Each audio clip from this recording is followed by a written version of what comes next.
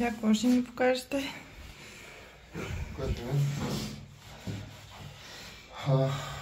Как се е разрушило завареното съединение, което задържа двигателен механизъм и фундамента. Къде се намира това нещо? Ето тук. Как се захваща?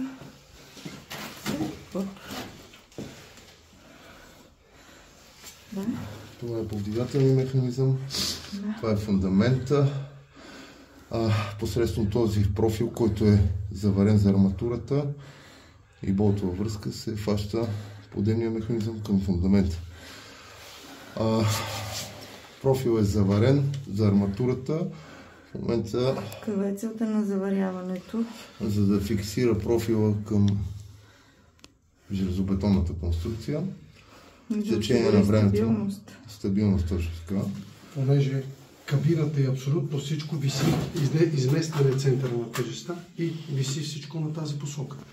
Тоест, ако, както се е получило тук, се разруши, има опасност или да изпаднат въжетата, както в случая, или цялата машина да се обърне и да падне. Бихте ли му показали къде са изпаднали въжетата? Ето и тук въжетата. Това в движение ли се? В движение посока надолу. Каква е опасността, която съществува за пътуващите в кабината при такава ситуация? В момента съществуващата опасност е доста голям оплах, но един от най-големите такива вероятности, който може да се случи е при изпадането на въжета и удара. Те не работят на удар тези въжета подемни и да се скъсат. В момента кабината е задействала аварийната спирачка, т.е. този клинов механизъм, но при удара се получили и аномалии по подемните въжета, което е намалило прядата и има вероятност да се скъсат. Ето тук е една аномалия, ако може да се види. Какво трябва да се види? Ето виждате как прядата вече не е толкова стегната и се деформира от точка плетката. Да. Да.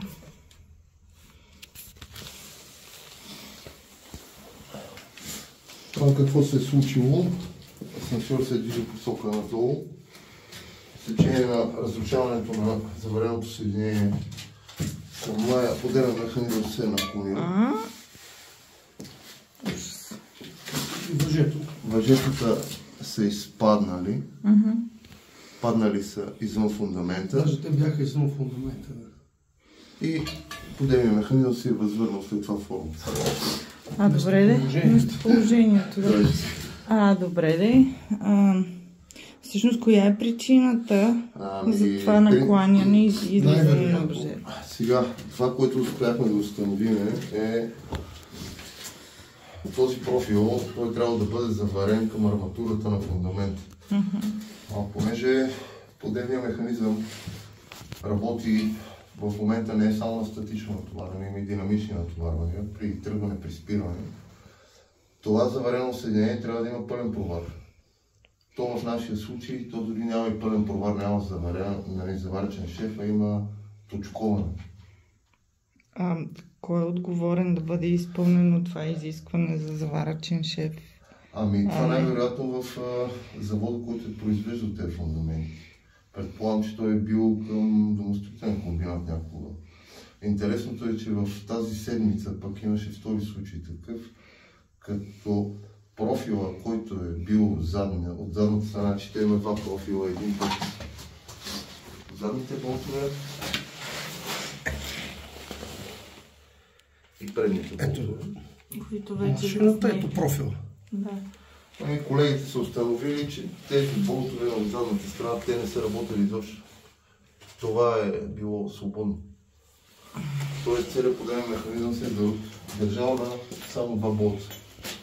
Това предмет ли е на проверките, които се извършват по време на функционална проверка или годишен технически преглед? Ами за момента не, това са прецедент, който за първи път виждаме с ключове. И чуваме. И чуваме. Да. Защото това се предполага, значи ние не можем да обследваме този заварачен шеф, защото той е вътре в бетон.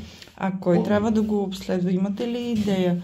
По-скоро към строителен надзор ли трябва да бъде или част от общата проверка? Може би трябва да се проведе дефектоскопия евентуално. Дефектоскопия, рентгеноскопия, да може да се провери. Това няма как на всички съоръжения да се провежда. Ами, принципно е така, но за всички този експлоатационен период, вече почва да се появяват такива случаи. Тоест в София в рамките на колко дни в рамките на една седмица са установени два случая. Като другия е частичен. Като другия случай е частичен. Какво означава частичен? Само два от болтовете са... Възможно ли е това да се дължи на стареене на материалите? Това е умора на материала. Да. Това е умора на материала, а не е стареене. Умора, защото освен на статично има и динамично натрупване. Това е умора на материала или умора на заварчен шеф. Да. Но той не е изпълнен като хората. Ние не знаем как е дори изпълнен. Ние сега ще го повдигнем и ще видите как. То не е заварен шеф към арматурата, за да стане една голяма конструкция, а той е точкован просто на 3 места. Фиксиран е просто на 3 места. Да. И единственото каквото в момента ни е спасило, то не е спасило, което е предотвратило по-тежки е, че тази заварка, тук последната, най-близката от към фрикционната, не е скъсана. Да. Де факто тя държи в момента. Всички останали те са две. Значи те са общо 3 на профил. Аха.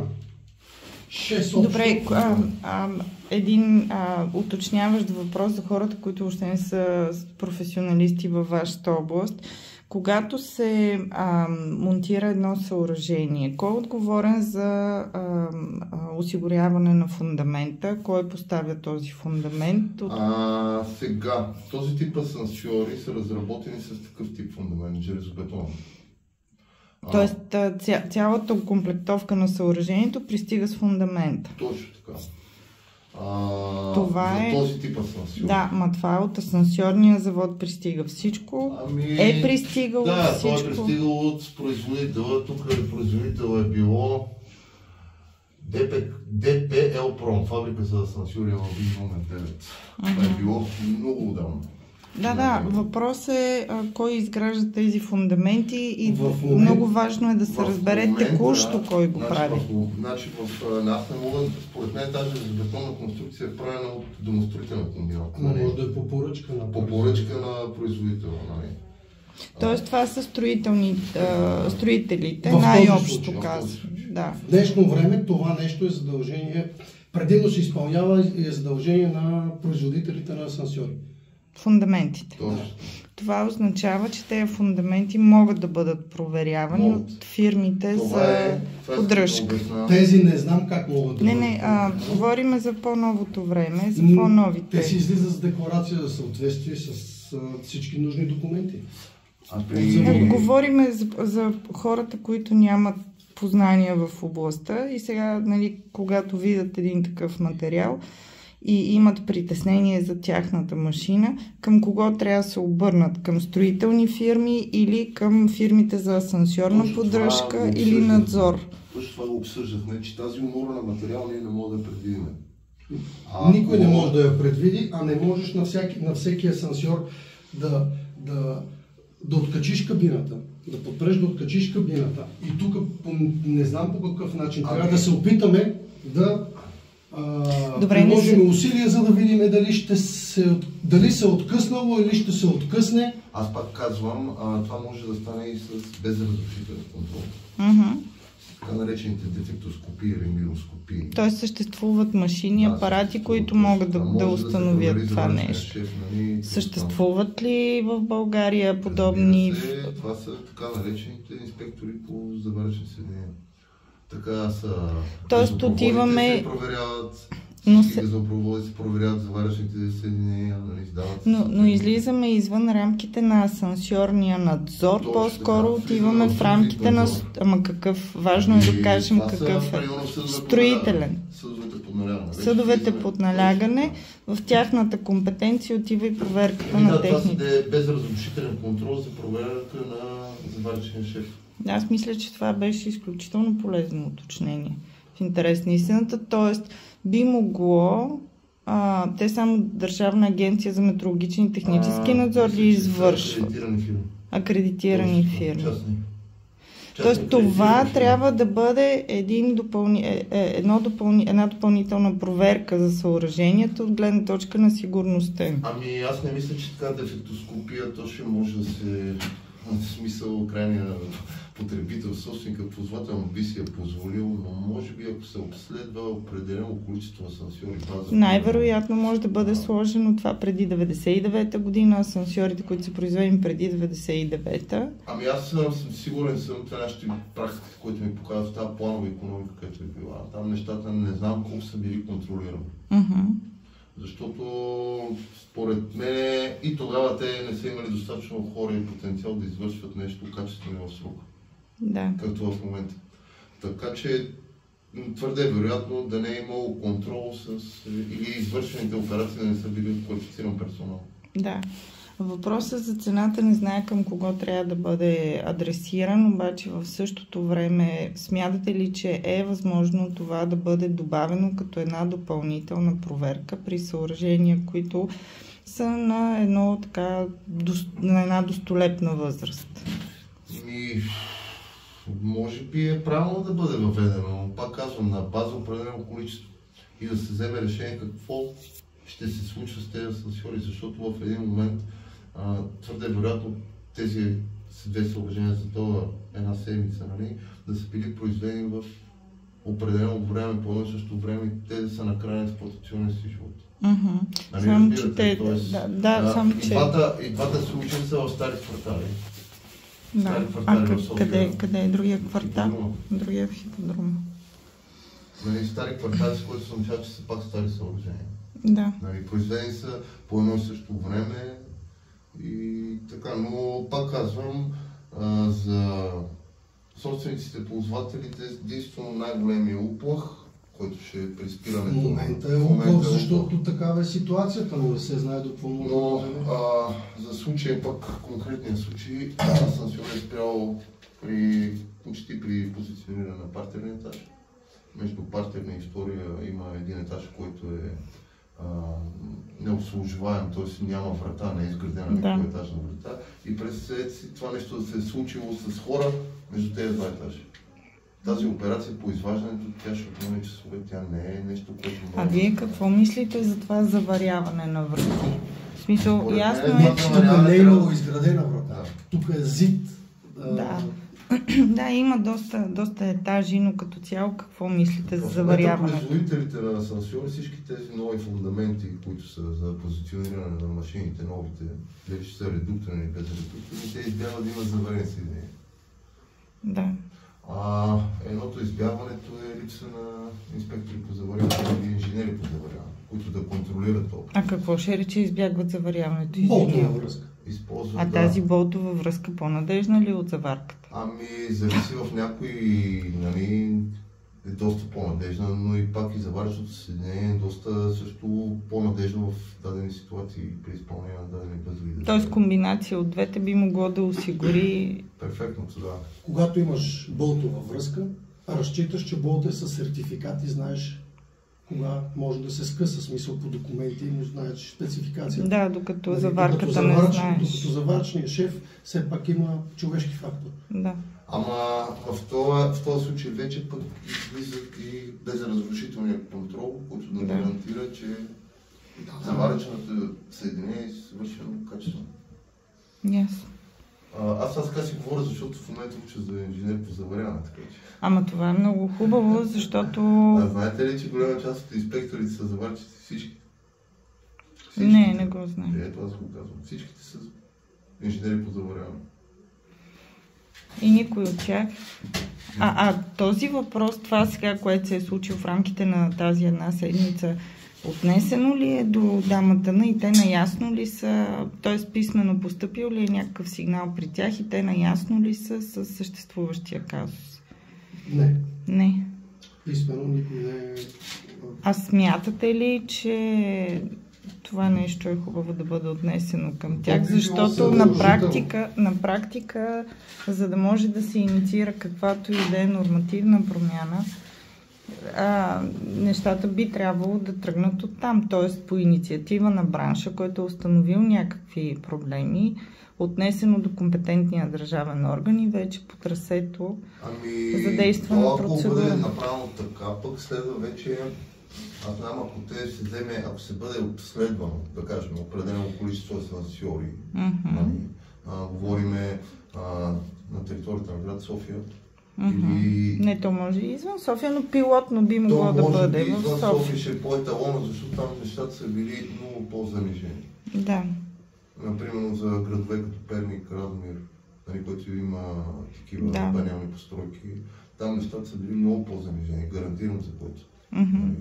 То там има и други проблеми, въобще свързани с самите панели, устойчивостта на панела и така. Това исках да го спомена, защото аз работя там на територията на Радомир и виждам как е изпълнено самите панелни стълбища, как се изпълнят. Те са наклонени, някои са пропаднали, което означава, че това е примерно фундаменти за асансьори долу, където са за буфера. Те са поставени, просто са поставени, нищо не ги държи. Вие мога, ако стъпите и да паднете. Боже миле. Буфера под кабината и под противотежестта има. Под кабината по-скоро. Там една пружина има или гумен тампон. За този фундамент има предвид. Разбирам. Но ако се бъде вкарано силно смисъл контрол по заварчените съединения през асансьорите, такъв контрол, колко често според вас трябва да бъде извършван? Примерно, ако сега, да кажем, бъде извършенето на това съоръжение, е ясно, че не отговаря, но да речем в хода на проверката се установява, че има такова съоръжение, при което има проблем с заварките. Оправят се, да кажем, се възстановява. Възстановява се положението до нивото, до което трябва да бъде. Оттам нататък, кога би трябвало да бъде следващата такава проверка? Трябва да има следващата последваща, ако е реализирана. Няма ли да кажеш? Трябва компетентни органи да си преценят. Не, въпросът е как стареят заварките, как се износват и така нататък. Това е строителен надзор, по-скоро. Да, съдово подналяване. Значи, без разрушителен контрол, той се осъществява... Тоест не излиза извън рамките на държавния надзорен орган, техническия надзор. Не излиза в строителен надзор, става си в рамките на това си е, пак казвам, акредитирани фирми, които имат право да проверяват заверени съединения. Значи те... Къде можем да проверим списъка от тези фирми, без да правим реклама на никой от тях? Къде се намират те? Аз не знам кой ги акредитира. Те мисля, че е държавата. Мисля, че пак е държавата. Държавата, но те си... Ама държавата в лицето на кой орган? Те работят и с изотопи, така че ги акредитират и те... БИМ? Не БИМ. Това е по ядреното лековище. АЯР. Агенцията за ядрено акредитират, защото те работят при рентгеноскопиите, без разрушителния, за да може той да проследи дали има шупли. Зависи какво търсим в заварчането. Зависи какъв дефект търсим. Какво се е случило. Без разрушително, той може да го обследва. Но пак казвам, зависи какво търсим. В нашия случай търсиме здравина, надежност на заварката. Ние търсиме тук, според мен, шупли, най-вероятно. Шуплите, те с течение на времето вече минават в пукнатини или микропукнатини търсиме. Да. Но той пак зависи как е реализирано заварченото съединение, дали... Добре, в случай, че бъде установено при една съществуваща заварка, но не проявена както в конкретния това случай. трябва да бъде подменено. Фундамента трябва да бъде... фундамент трябва да бъде подменен. А фундамента какво представлява? Може ли да обясните за хора, които Ами нямат познание? Значи, представете си... Фундамента е бетонова конструкция. Ето тази бетонова конструкция, която може да бъде изпълнена и от метал. Не е задължително. Да, тя спомага в момента... Стойка на машината, стойка на подемния механизъм на... Тя спомага в момента редуктора да бъде... Редуктора да бъде закрепен и да не може да се обърне. Да. Тоест... Ето, това е фундамент. Да. Това е подемния механизъм. Тоест фундамента трябва да бъде изцяло подменен. Точно. И след като бъде подменен, да бъде заменен или с аналогичен, или с някаква метална конструкция. Или метална конструкция. Но тя първо също трябва да бъде такова... С здрави заварки. Пълен повар се казва. Пълен повар означава заварчен шеф да е от едната и от другата. Няма междина между тях. Разбирам. Тоест тогава вече всичко е хомогенно. Да. Но голяма част от тези не се реализират по този начин. Не се реализират, всичко е... Да. А при новите асансьори какъв е фундамента? Пак ли е такъв? Обикновено от метал. Метален. А там проверяват ли се металните конструкции? Предвидено ли е някъде? Имате ли представа? Производителя да си ги проверява. Би трябвало, но... Производителя. Асансьорите не се проверяват заварките. Не са под надзор. Сигурен. Добре. Сигурен съм, че не са. Заварчите седения в асансьорите не са под надзор. Което е нещо, което трябва да ни накара да се замислим къде да търсим сигурността. Ами, пак казвам, представете си, ние сме производител, пренасяме газ. Извършваме в даден сектор ремонт.